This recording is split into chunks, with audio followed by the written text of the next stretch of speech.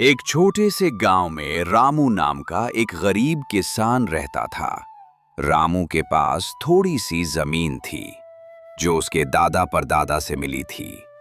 उसी जमीन पर खेती करके वो अपने परिवार का पेट पालता था। रामू मेहनती, ईमानदार और सच्चा इंसान था, लेकिन किस्मत हमेशा उसका साथ नहीं देती थी। हर साल जब वो अच्छे फसल की उम्मीद करता, तभी कभी बारिश न होने से सूखा पड़ जाता, कभी ओलावृष्टि से फसल बर्बाद हो जाती। कई बार तो उसे कर्ज लेकर खेत में बीज डालने पड़ते थे, लेकिन फसल न होने से वो कर्ज चुकाने में असमर्थ रहता। गांव के साहूकार ने उसका जीना मुश्किल कर दिया था। एक दिन गांव में कृषि विभाग की तरफ से एक अधिकारी आया।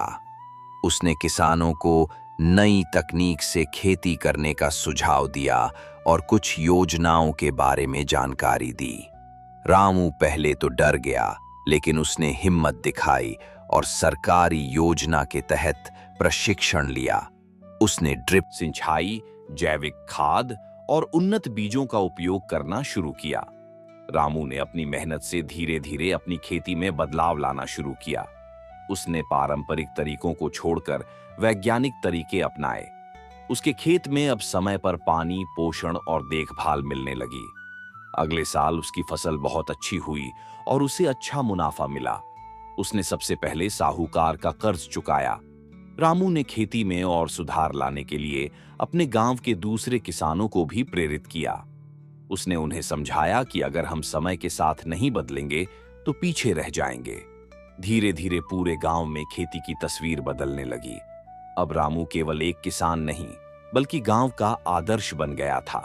वह किसानों को नई तकनीक सिखाता, सरकारी योजनाओं की जानकारी देता और उनके हक के लिए आवाज भी उठाता। उसकी मेहनत और लगन ने उसे गरीबी से समृद्धि की ओर ले जाया। आज रामू के पास ट्रैक्टर, सिंचाई की सुविधा, अच्छी फसल और खुशहाल परिवार है। उसका बेटा पढ़ाई में होशियार है और खेती में भी रुचि रखता है। रामू को इस बात का गर्व है कि उसने कभी हार नहीं मानी और लगातार मेहनत की।